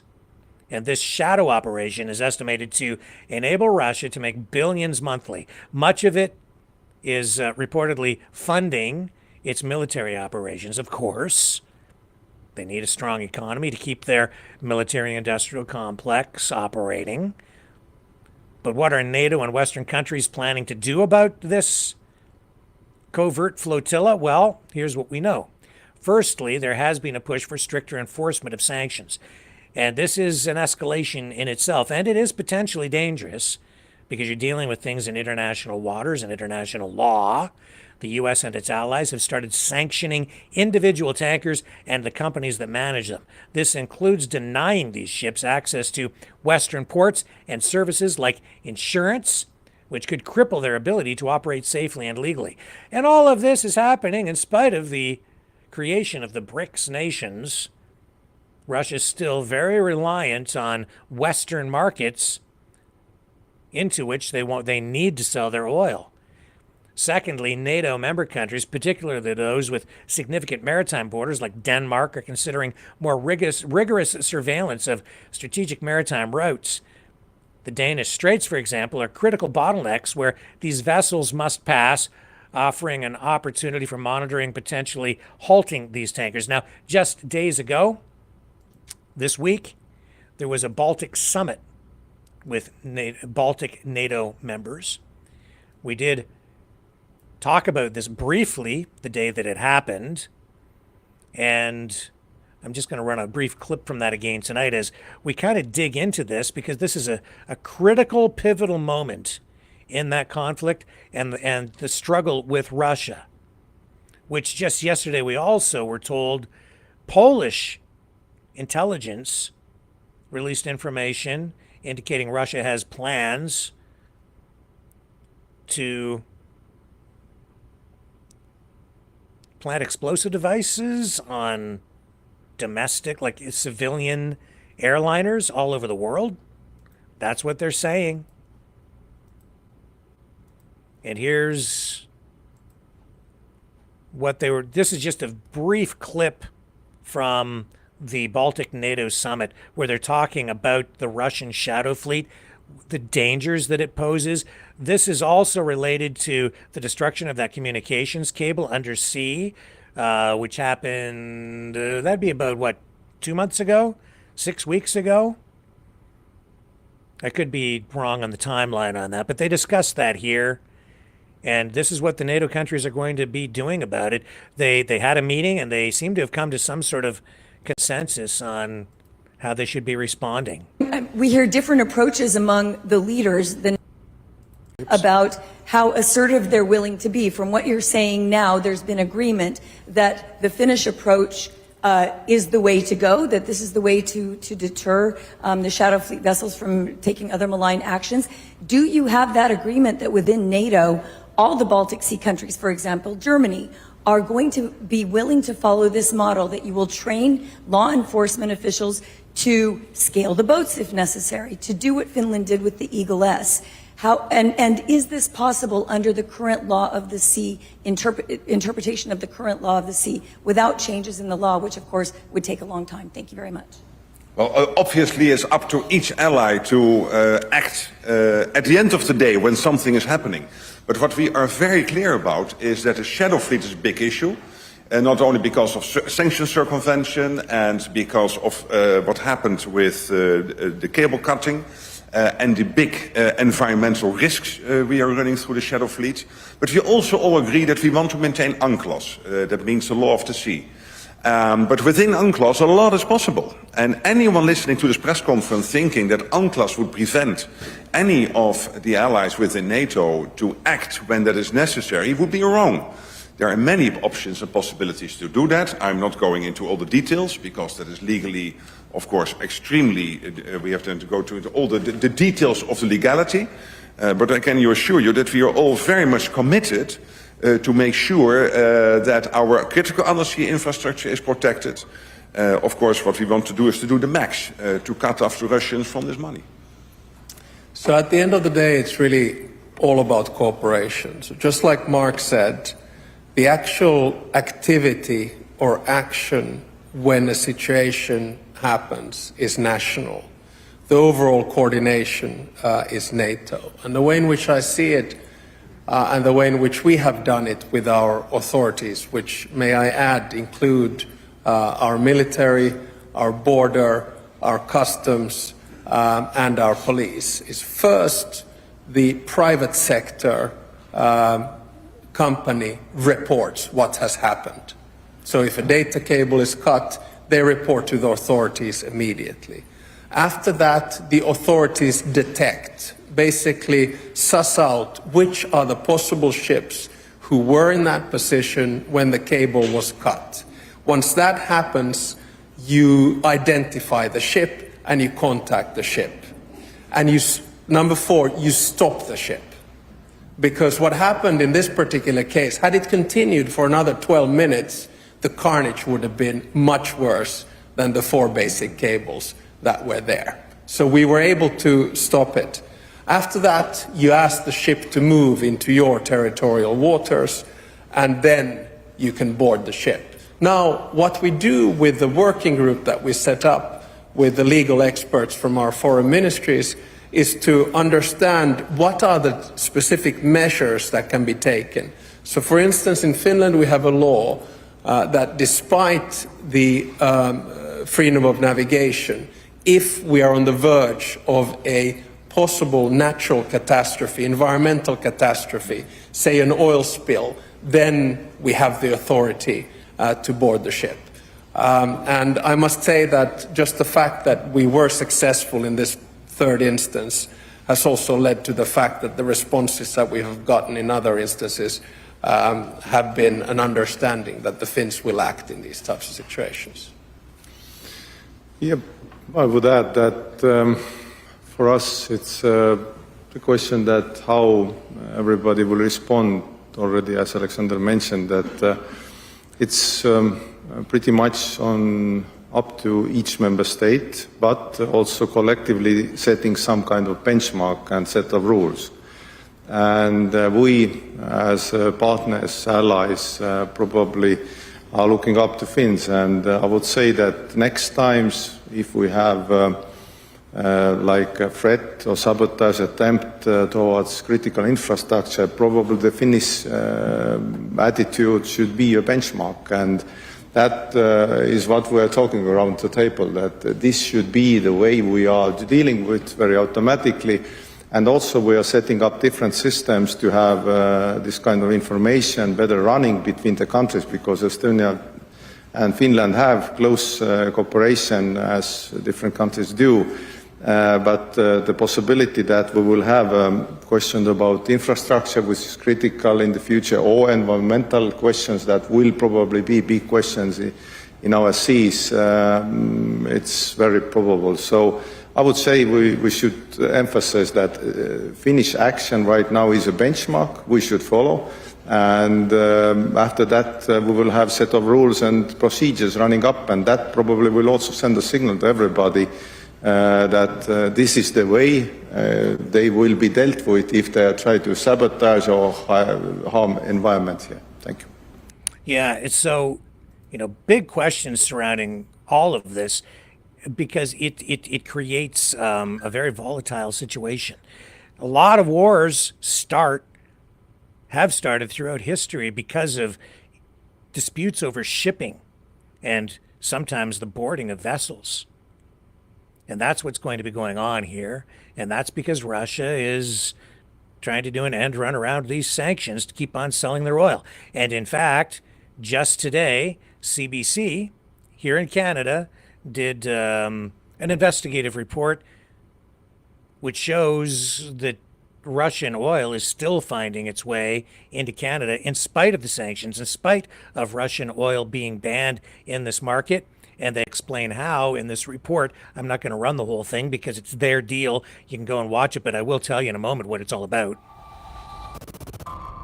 Russian oil is coming into Canada on tankers like this, despite widespread sanctions. Using trade data and satellite imagery to monitor marine traffic, our investigation tracks how hundreds of millions of dollars of Russian oil is finding its way into Canada, some with the help of Russia's shadow fleets. So go check that out if you want to get their report. But basically what's going on is these ships, which are part of a shadow fleet, they're just old, really old ships, and they're loading the oil onto them, and they're not flagged as really Russian vessels, and then they're going to countries that still accept Russian oil quite often, and they offload the product there. It gets mixed with other oil, or it gets refined into other products, and then it's shipped into Western countries, doing basically an end run around the sanctions, because after value is added in the country of destination, the first country of destination, and it moves on from there, then it's no longer considered to be a Russian product. So that's one of the issues. That's one of the things, I guess, that NATO countries are going to be looking at as they try to clamp down on these shadow vessels that are not only doing an end run around the sanctions and have been for quite some time, which is why the Russian economy has remained as resilient as it appeared, as it has. It's because they've still been selling their oil. But it's also, in some cases, it has created environmental problems. In fact, some environmental disasters, because some of these ships are so old, they're not really seaworthy. And there have been quite a number of accidents, at least 4, involving these tankers, these aging tankers. So yeah, this post says, after the loss of a third tanker, the Volga-Neft 109 in the Sea of Azov, here's the contribution to the planet of the low-cost Russia oil. It says here. So here's a post from MASH. Yeah. One of the tankers actually broke in 2, apparently.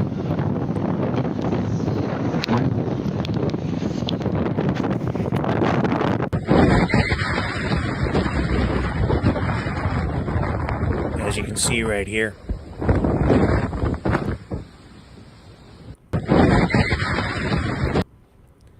So yeah, we've been getting some footage like that out of various areas, and right now there is actually another ship that is adrift off the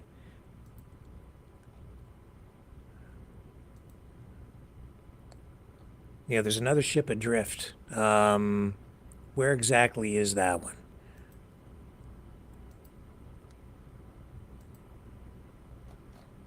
See if I can get you the details on that. Want to make sure I don't misspeak on this, because I know that I misspoke on the Red Dot. No, it's Red Note is the social media platform out of China. Sorry about that, but the Chinese won't mind. They'll never understand my broken English anyway.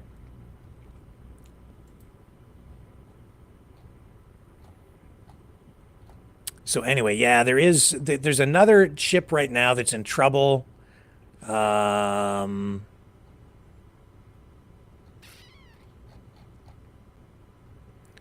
it's adrift off Germany, and the vessel's name is Eventen. It lost power and steering in the Baltic Sea near the German island of Rügen, and it's carrying about 99,000 to 100,000 tons of oil, and it was en route from Russia to Egypt when it became stuck. German authorities are linking the tanker to Russia's shadow fleet, and they're still trying to figure out exactly how to deal with it. The problem here, of course, is that when you have a ship in international waters, you know, it's really not legal under international maritime law for like a nation state, even a NATO country, to board the vessel. So they have to wait for it to enter territorial waters of one of their country. Speaking about that, we do have the president of the Polish Shipping Companies Association. At least I did. I hope I still have the clip lined up here of him. Maybe I've lost him. I think maybe we did.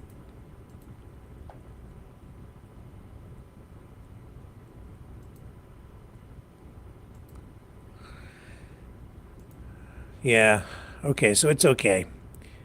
That's basically the message that he had. Anyway, I've lost the clip. Too many tabs open.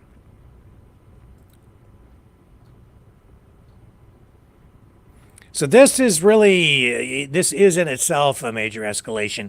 And so what you've got going on now, and the reason I'm focusing on this tonight is because you have clearly and suddenly more of a focus on the sanctions, economic warfare, all of it, most of it really, focused on Russian oil, trying to cut off the money supply to Russia. This is classic Donald Trump. He's sanctioning everybody, tariffing everybody, even his friends. So of course this is the tool that he's going to reach for. First, this is Trump all the way. This is not Biden. Biden did this, but they let Russia do the end run around all of this. Trump's turning off the valve, the money valve, by turning off the oil supplies. They're cracking down on this. And these ships are all over the place. Russia hasn't really cut their oil sales and supplies. I think last year, 188 or $200 billion worth of exports worldwide still. So hardly enforcing these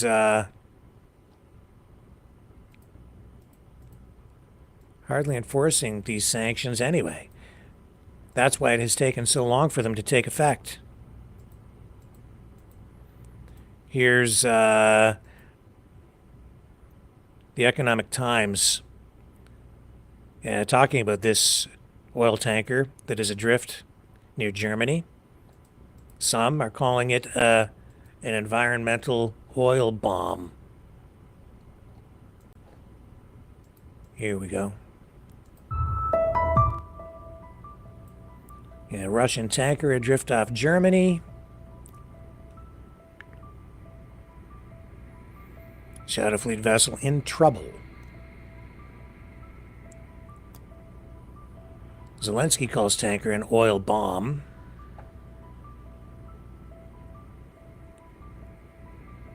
Germany responds to adrift tanker.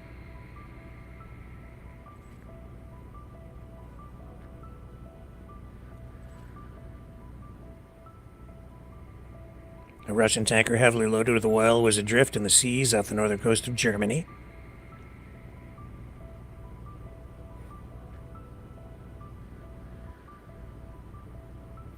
Reports confirmed on Friday that Berlin acknowledged the vessel as part of Russia's so-called Shadow Fleet.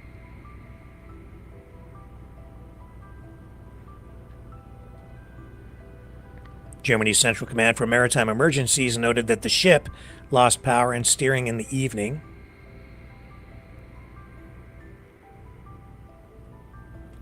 After the Coast Guard observed the ship, 3 tugboats were dispatched to secure the vessel.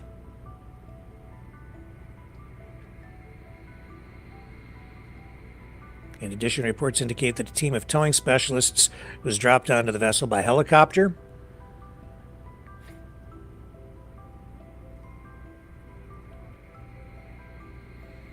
The emergency towing specialists are to ensure that the load of the 274-meter-long tanker is safely and evenly distributed among the tugboats. Also, German authorities reported heavy winds and waves up to 2.5 meters in the area.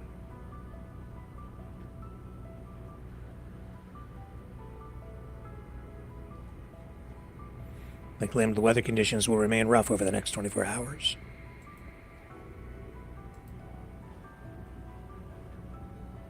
So enough. Not sure how Russia will respond to all of this. Of course, they're going to dispute this, right? Especially if any attempt is made to board these vessels in international waters. This will really escalate things. And then even in, territorial waters for other countries, this is going to really upset the apple cart. But you have now this new strategy. They're targeting the Shadow Fleet more aggressively. The Baltic countries in particular seem to be all on board with enforcement. And it looks like they're all going to be participating in this. So any of these ships that are detected, and they are being tracked, they'll be potentially boarded. If they start to confiscate the oil, ooh, oh my goodness. Where does all that lead? So you have all that going on, plus now Ukraine escalating, more focused attacks on oil refineries, reserves, energy depots, pipelines. Russia's lifeblood is being cut off. This will have a significant impact. Russia's not in as strong a position as many people think. Now, militarily, yeah, they have the numbers and the size, but economically, because of their reliance on oil revenue to really fuel their economy, this is a real vulnerability for Russia. And this will give Trump leverage heading into the negotiations. Whether he realizes how much leverage he has going into these talks, I don't know. Very unpredictable what's going to happen. But this is all part of a renewed, revised strategy. Make no mistake. And yeah, you've got these drone strikes on refineries from Ukraine. It disrupts the refining process, reducing the throughput of finished products like gasoline, diesel. And so far, these strikes have potentially affected up to 15% of Russia's refinery capacity. That's a lot of money. And by targeting oil infrastructure, there's an intent to economically pressure Russia. And this isn't just about immediate physical damage, but also about long-term economic destabilization. The aim is to decrease the revenue Russia generates from oil, which could lead to broader economic challenges. So there's a delicate balance here while the U.S. pushes for these attacks. There's also concern about global oil prices. The U.S. has voiced worries that these actions might inadvertently escalate oil prices at home, impacting economies worldwide too, especially during sensitive times like right now in a transition of power. And NATO's role in all this includes intelligence sharing, strategic planning, potentially the coordination of logistics or support for any strikes on Russian energy infrastructure. However, NATO officially maintains that it does not encourage or enable attacks inside Russia, focusing instead on defensive support for Ukraine. And then Ukraine makes these strategic decisions, or so we're told, but I'm pretty sure they're talking back and forth and working on all of that collectively. So this strategy is aimed at weakening Russia, but it does bring a lot of concerns. Europe is still heavily reliant on Russian oil and gas, or has been in the past. It's less so now, but they've only replaced, I think, about 80% of the energy that was coming from Russia. So there's still a shortfall. There's a shortage of energy inside European countries that had become very reliant on Russian oil and gas. And you may recall during his last term in office as president, Trump made this an issue. He warned us all. He warned Europe that they were too reliant on Russian energy. And there's tension within NATO and with U.S. domestic politics, where the strategy's impact on global oil prices is a significant concern, particularly in a time right now when the economy seems to be kind of fragile. Although in some ways, I think the economy is more robust than people realize. The United States economy is just so huge. And targeting civilian infrastructure like oil does always raise ethical questions about warfare and international law. But the argument here is that these facilities support military operations, and therein lies the justification for these kinetic attacks on oil infrastructure and depots in Russia. So this new strategy by the U.S. and Ukraine with NATO's involvement marks a significant shift in how energy infrastructure is considered in these kinds of conflicts. And in this one in particular, while aiming to constrain Russia's military capabilities, this approach navigates a minefield, though, of geopolitical, economic, and ethical concerns. If it isn't handled just right, depending on how this unfolds, it could actually end up in escalation and pull other NATO countries into this in a very real way. And we're seeing, too, Russia's actions resulting in potential escalation in a really serious and negative way tonight, because they had drones cross over into Romanian airspace. And that's a big frickin' problem, because Romania is a NATO country.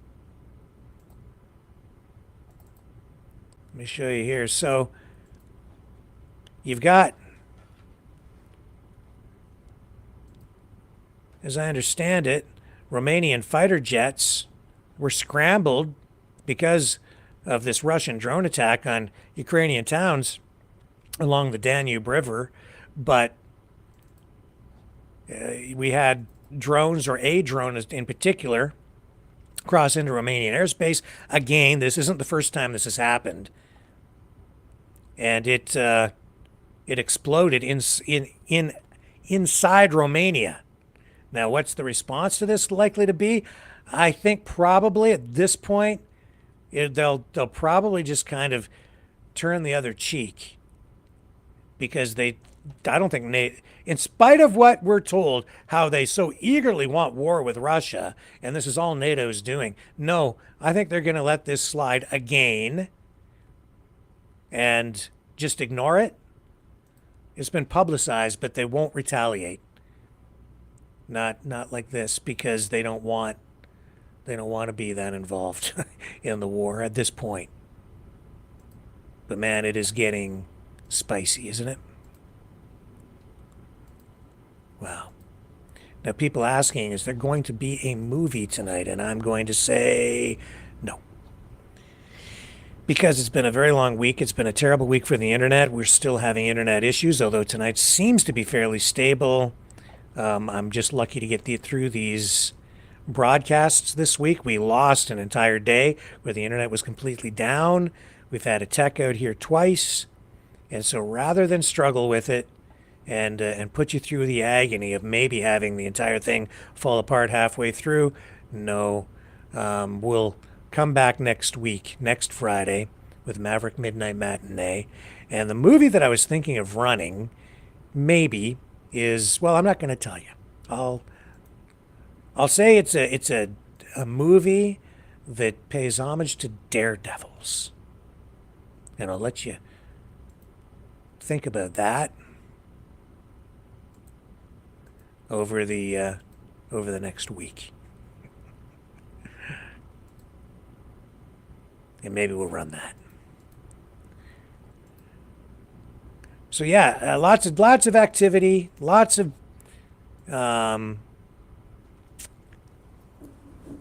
preparations for Trump's inauguration, and we will have coverage here on Inauguration Day. Yes, we will. I think we have a live feed set up for Inauguration Day, and I'm looking forward to it. I think we're going to have some special guests on the program too, and I hope that you can join us for that. And I will certainly be back here tomorrow at 7 p.m. Eastern with more of the world's top news stories. Love you guys. Thank you, Mavericks. Thanks for hanging out. And I'll figure out that T-shirt thing. Whatever it was that you guys had in mind, email me, message me, text me, whatever. Let me know what that was all about at maverickmultimedia@mail.com. That'll do it. And don't forget to like, share, subscribe. And we will see everybody back here tomorrow on the flip side. I'm going to leave you with, what am I going to leave you with tonight? Well, this is my favorite song of them all, because I love my dog. Cosmo, take us out. Free dog.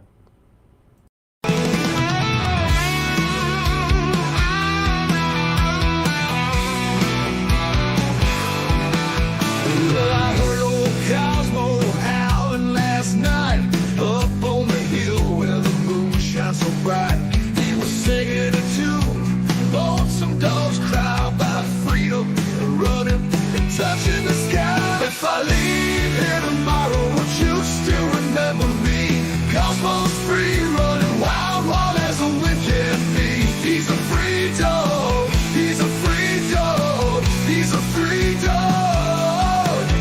Cosmo's got them paws that just itch to roam. He's chasing his dreams, he's far from home. With a heart full of love and a spirit so free, he's living his life wild and carefree. If I leave here tomorrow, would you still remember me? Cosmo's free, running wild, wild as the wind can be. He's a free dog, he's a free dog, he's a free dog.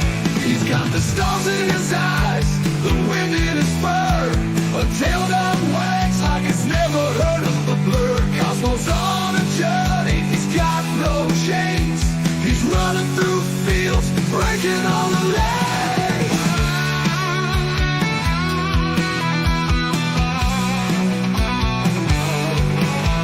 Now the night's getting cold and the sky's turning gray, but Cosmo's still out there, he's miles away.